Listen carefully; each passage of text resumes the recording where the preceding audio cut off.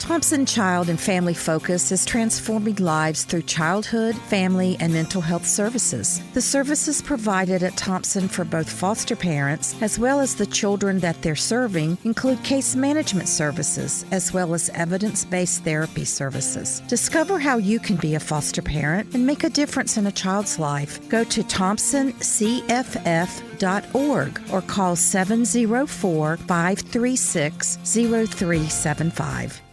From iHeart Podcasts, Supreme, The Battle for Roe, tells the story of the unlikely champions behind the landmark case Roe v. Wade. Starring Maya Hawke as 26-year-old lead attorney Sarah Weddington. We're challenging the Texas abortion laws in federal court. And Academy Award nominee William H. Macy as Supreme Court Justice Harry Blackmun. Time is not the most important factor. Getting it right is. Listen to the podcast Supreme, The Battle for Roe on the iHeartRadio app, Apple Podcasts, or wherever you get your podcasts. It's Tanya Sam, host of the Money Moves podcast powered by Greenwood, financial literacy podcast where we get straight to the steps to financial stability, wealth, and abundance. And we are back for season 2 with guests like Will Packer, Rich Fresh, and so many more entrepreneurs and experts sharing how they are making their money move. Tune in for new episodes Monday, Wednesday, and Friday to start getting your money moving. Listen to season 2 of Money Moves powered by Greenwood on the iHeartRadio app, Apple Podcasts, or wherever you get your podcasts.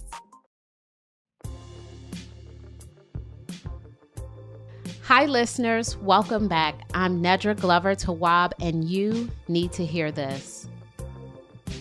This week, we will be talking about making new friends and maintaining friendships. I happen to be a transplant to Charlotte, North Carolina. More than 10 years ago, I moved to Charlotte from Detroit, Michigan, and it was very lonely at first. All of my really close friendships were back in Detroit. And I remember going out and being in social settings, texting my close friends in Detroit. And I realized that, one of the things that'll really help me enjoy this new season of life is to meet new people, to really get into some new healthy relationships. And a big thing for me, I could not compare these new connections to the people who know me since middle school or high school, because that was one of my things. I was like, oh my gosh, this new person, I'm having to fill them in or, let them know all of this background information. And I don't have to do it quickly. It can happen over time. It may take years. The people who I had back in Detroit, they were with me for a lot of those experiences. So I had to get this new idea that building new friendships is going to look a little different than those old friendships that I have. Not that I'm settling with my new friends, but I'm certainly aware that it takes time to get your friendships to where you want them to be. So today's caller will talk about being in a space in life and needing new friends. And sometimes this happens for us when we make a life shift. Perhaps we become parents, we move to a new place, we shed some of those old parts of ourselves, so many different reasons. We may need new friendships. So loneliness. Loneliness is when we do not feel connected in a way that we'd like to. Sometimes we're around people and we still feel lonely because it's not the people we want to be with or the connections are not deep. And unfortunately, the only cure to loneliness is connection. It is finding people who are your people. It takes time, it is possible, and it's something that with practice, we can learn to do a better job of. Often as adults, adulthood leads us away from friendships and maybe more into, our relationships with our partner or kids or work and all these other things. But friendship is really important. It sustains our life. There's so many research studies about how people with healthy friendships live longer. So I consider friendship building to be a self-care practice. Let's listen to a bit from today's caller. Hi, Nedra. I'm 36 and I'm getting a little desperate for new friends and connections. Instead of a New Year's resolution, in 2022, I gave myself a theme for the year: clarity and ascension. I've exercised more courage and boundary setting and genuine, intimate vulnerability than ever. And I've stayed true to those goals. I've made some big decisions and big changes. I'm looking forward to the space I've created to spread my wings out a little more than I'd become used to. As a matter of fact, my 2023 theme is now momentum and connection through expression. I'm looking forward to seeing what this brings me, even though it's no doubt a real challenge. But missing from the picture, unfortunately, is any semblance of a healthy social life. I've learned a lot about how to detect and honor my discomforts, and how to plainly accept many of the people in my life as they are. Most of those people, however, came into my life when I was a different version of myself, and today's version of me wants something different. Setting an intention is really good, and I think it's wonderful for us to manifest what we want, and we need to follow through with actions. Other than saying, I'm focused on connection and momentum, what does that look like in your practices? Does that mean that you are going to new places? You're talking to more people in an exercise class? You're trying to connect with your children's friends, parents? What does that look like in actual practice? Because us having an intention and actually practicing it is the thing that matters. The intention is so important. I don't want you to get away from setting intentions, but you also have to have some practices to go along with those intentions. As we are meeting new friends, as I mentioned in the intro, I've had the challenge of creating this sort of hierarchy of, oh my gosh, this relationship isn't as deep as my relationship with so and so. But guess what? Associates are important. There are different levels to our friendships, right? So you may have someone who you're, close to, or you speak with every day. There may be a friend you speak with monthly or occasionally, but all of those things can matter. So when you say, I don't have any friends, I don't have a healthy social life, I wonder who are those people you're connecting with, maybe even infrequently. And if you want more connection, how do you start to have more regularity? Do you call the person more often? Do you ask them to participate in various things with you in your life? A few months ago, while I was on book tour, one of my friends that I had not seen in 13 years. Why? Because we've had kids, we've gotten married. She lives in Philadelphia. I live in Charlotte. We had not seen each other since we both lived in Detroit. And it's really tough to maintain a friendship when you don't live in the same place. So we've lost so much contact, but she made her way to DC to see me at my book tour event. And it was so powerful just seeing her. And I mean, she looks the same. And it was like, oh my gosh, 13 years is such a long time to go without the connection that we used to have. Nothing happened. We didn't fall out. There was no thing. It's just that we don't talk as much anymore. We don't see each other as much anymore. So I can't say that I lost a friend as much as I can say we failed to maintain that connection. Let's take a quick break and get right back to this.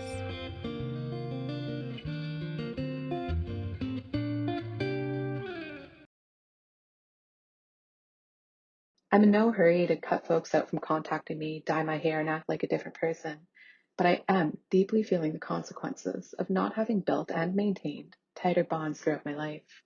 I'm on dating apps, I'm trying new things and going to new places, meeting new people when I can, but I often sense I must be doing it wrong because I remain so intensely lonely and disconnected. So a bit of background about myself. I dropped out of my BA very early, after my first or second year, I think. And I opted to kind of expand my social life and continue working.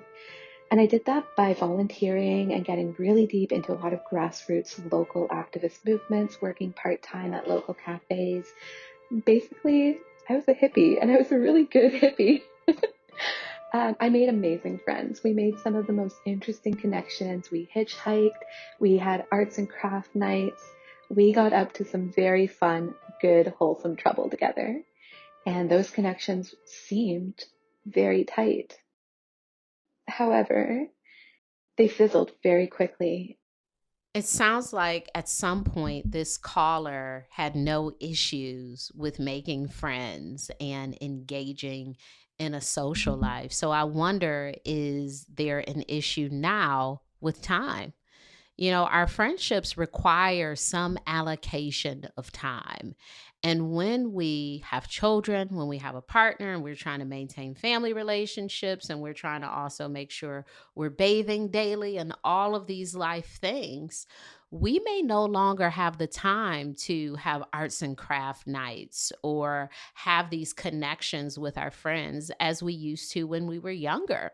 You know, when we were in school, you have the opportunity to see a lot of your friends every single day. And maybe our expectation becomes that we can only be close if I see this person every day in school or every day at work or every day in one of my classes. How do we develop some sense of closeness that's not connected to frequency? Because it is possible to keep in touch with a person. Maybe that's even sending a text every day or getting together once a month. How do we evolve when we add these other things to our life? How do we evolve our friendships to be a part of the other things that we're doing in life, whatever those roles are? Some really interesting troubles befell this social group. And those troubles lasted for a long time. And they seemed to kind of spread. The more friends we made, the more troubles that kind of befell this group. And it's complicated, so I'm not going to get into it. But suffice it to say that ultimately what happened is many of us kind of disconnected. There was a lot of group schism. And I'm not even going to call it infighting because that just dismisses the true validity of some of the issues and problems and struggles that we were all kind of encountering. Friend groups. Let's talk a little bit about friend groups. Sometimes when we get into friend group situations, we may have trouble pulling out the independent or individual friendships within those groups. And I wonder, how can you leave the group without leaving a friendship? Who were your people even inside of those groups? Because chances are there are, if it's a friend group of six, maybe there are two that you're really close to. And maybe, the other four, you just see them at these group events. So, how do you start to pull away and individually select the people that you want in your life? It can be challenging when there's this expectation that it's all or nothing in a friend group, but it is quite possible to have individual relationships with people. Up until I moved to Charlotte, I was certainly the sort of person where none of my friends were connected. They would see each other at my stuff, but there was no friend group. When I moved to Charlotte, there was more of a friend group situation. And I noticed right away, gosh, I have more of a connection with this person or that person.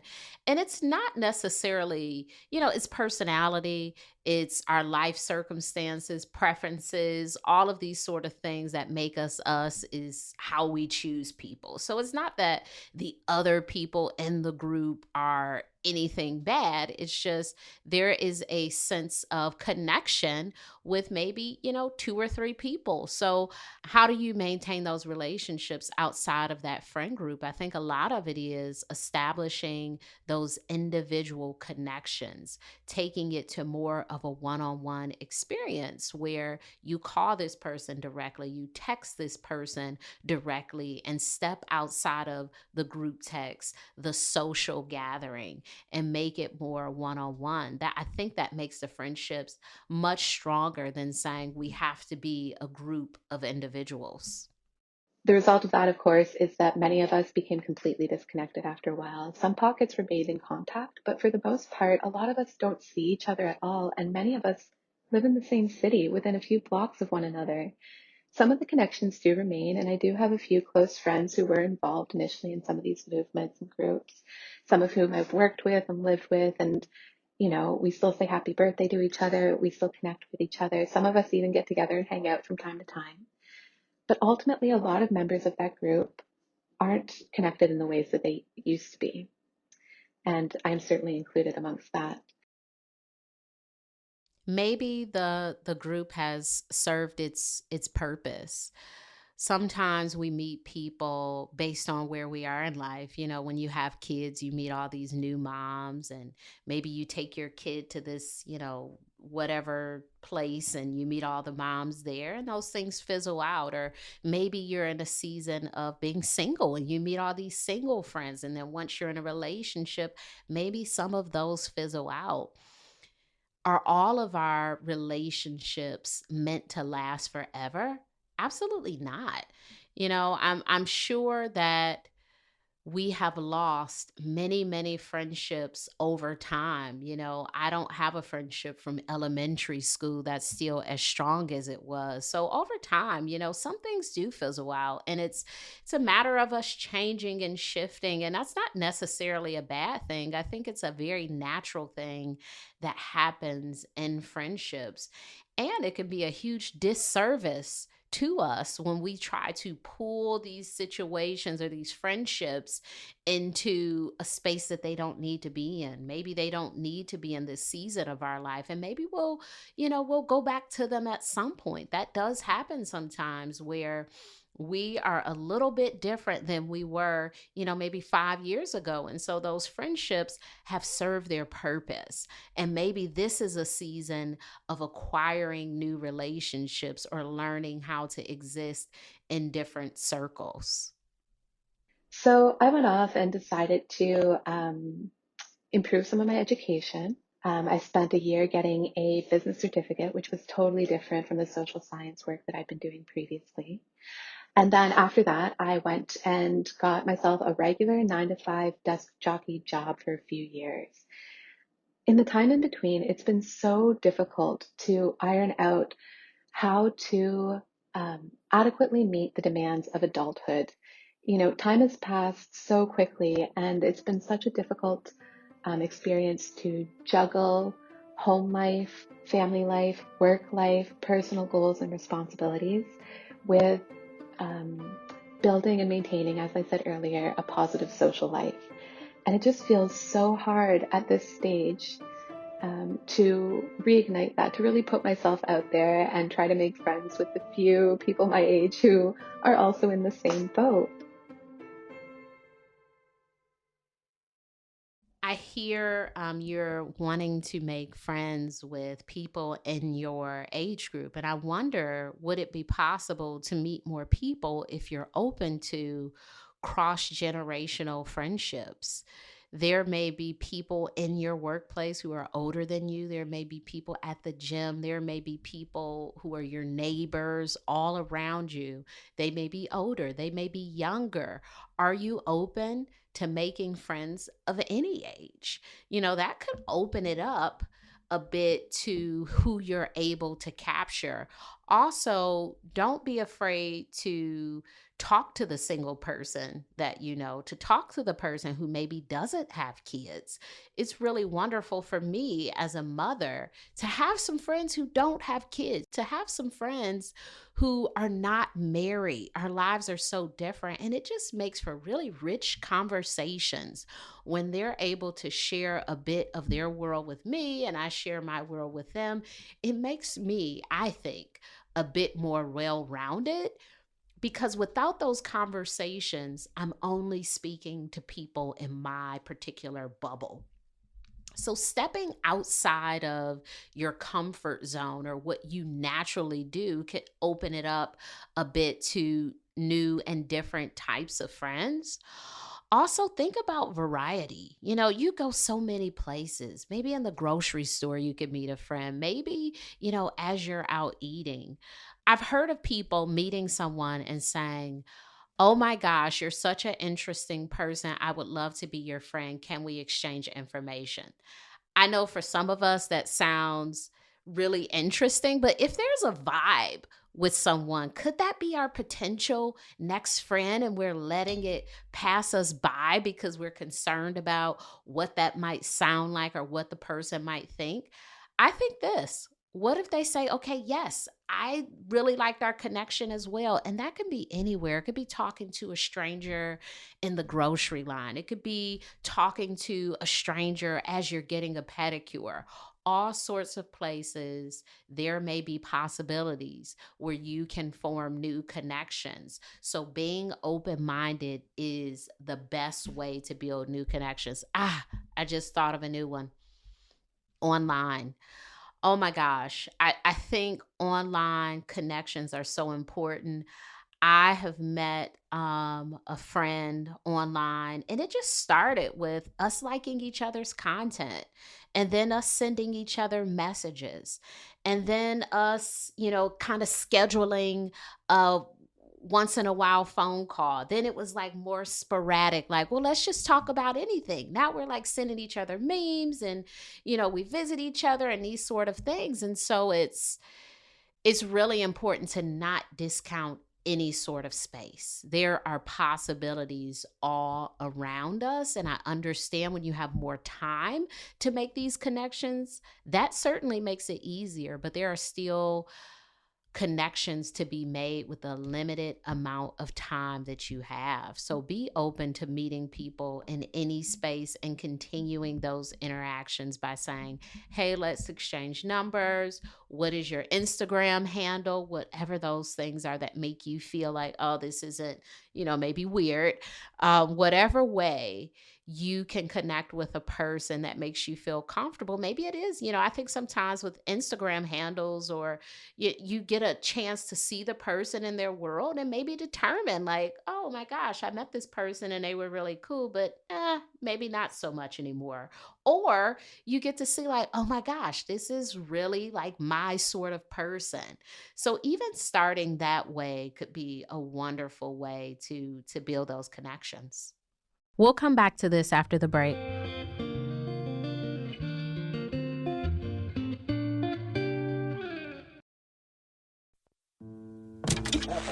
Protesters and supporters alike are lined up outside the United States Supreme Court this afternoon as a decision in the most hotly debated case in years is set to be delivered.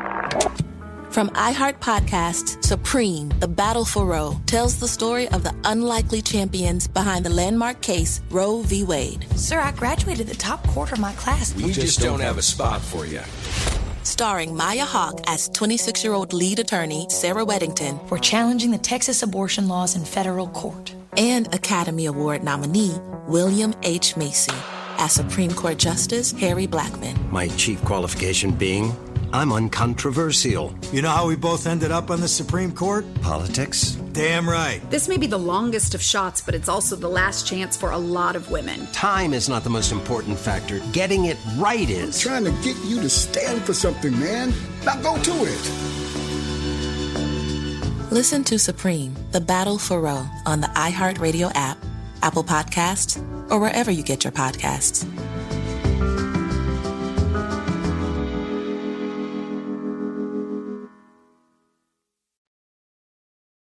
How do I break into a new social group?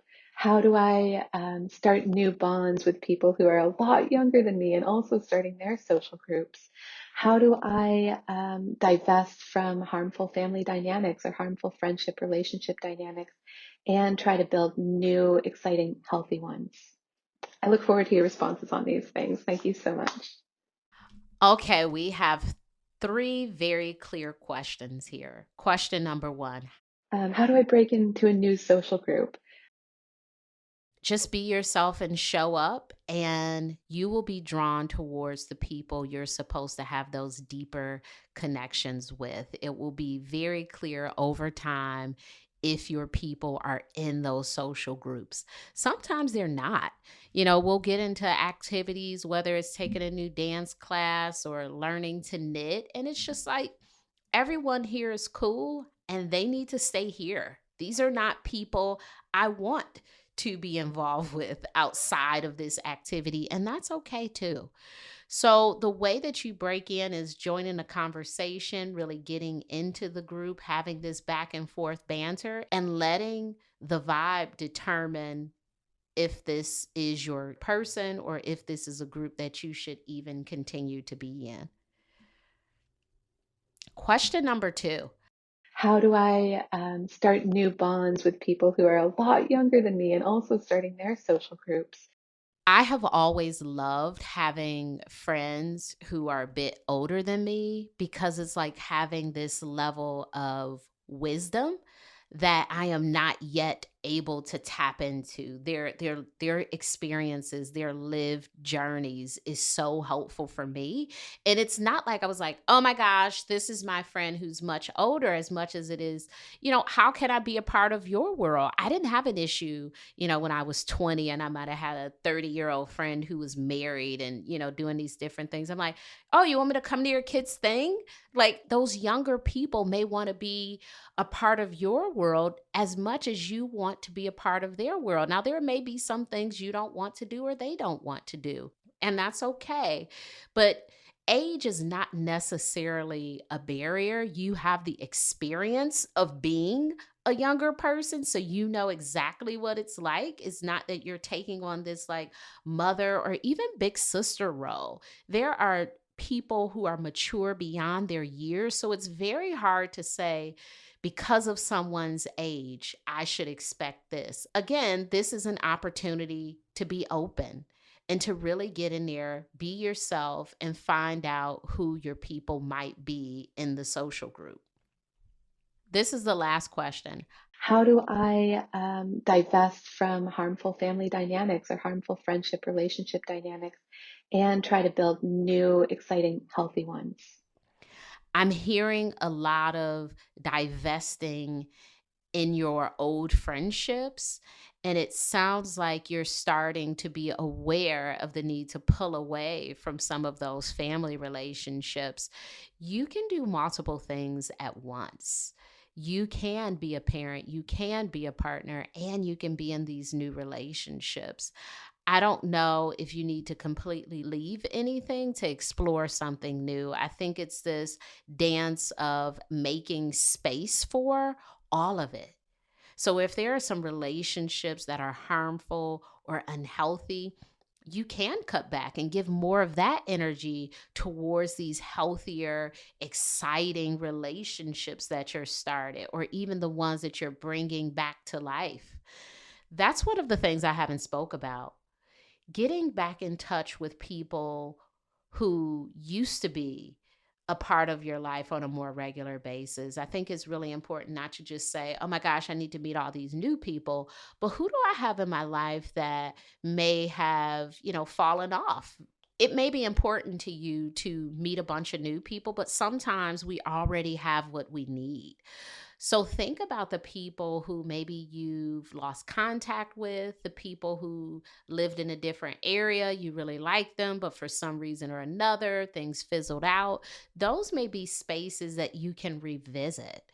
It may not be this idea of finding all these new friendships as much as there is a possibility of recapturing some of the things that were lost due to time, location, or just whatever in life. So instead of thinking about how do I manage all of this, consider how you can cut back on some things and include others. You are the manager of your time, and you know where you feel fulfilled, happy, excited. Move closer to those things. You need to hear this. Maintaining friendships is as important as meeting friends. I hear a lot of conversation around meeting new people, And I wonder what happened to the people we already have. Do we have the relationship skills to sustain our friendships? What are we learning about ourselves from the relationships that end? Are we doing anything differently as we move into these new friendships? Because we want to get to a point where we have friends. Now, that's not saying no new friends. We can always be open to meeting new friends. However, you may get to a place of feeling comfortable with the amount of friends you have. So as you're on this journey of meeting new people, please also be on the journey of maintaining your friendships, or you may find yourself in this same place again. You Need to Hear This is an iHeart production hosted by me, Nedra Glover Tawwab. Our executive producer is Joelle Monique. Our senior producer and editor is Mia Dawn Taylor. Send us a voice memo with your questions about boundaries and relationships at youneedtohearthis@iheartmedia.com. Please be sure to rate our show wherever you listen to it and share this episode with someone who needs to hear this. Talk to you next time.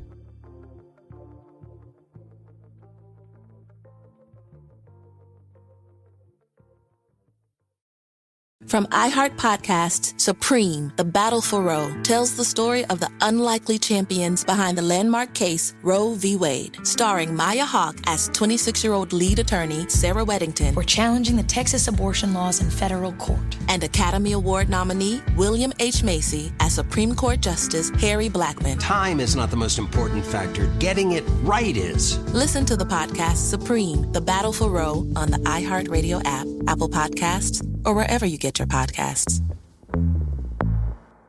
It's Tanya Sam, host of the Money Moves podcast powered by Greenwood, financial literacy podcast where we get straight to the steps to financial stability, wealth, and abundance. And we are back for season 2 with guests like Will Packer, Rich Fresh, and so many more entrepreneurs and experts sharing how they are making their money move. Tune in for new episodes Monday, Wednesday, and Friday to start getting your money moving. Listen to season 2 of Money Moves powered by Greenwood on the iHeartRadio app, Apple Podcasts, or wherever you get your podcasts. Get your podcasts. Get your podcasts. Get your podcasts.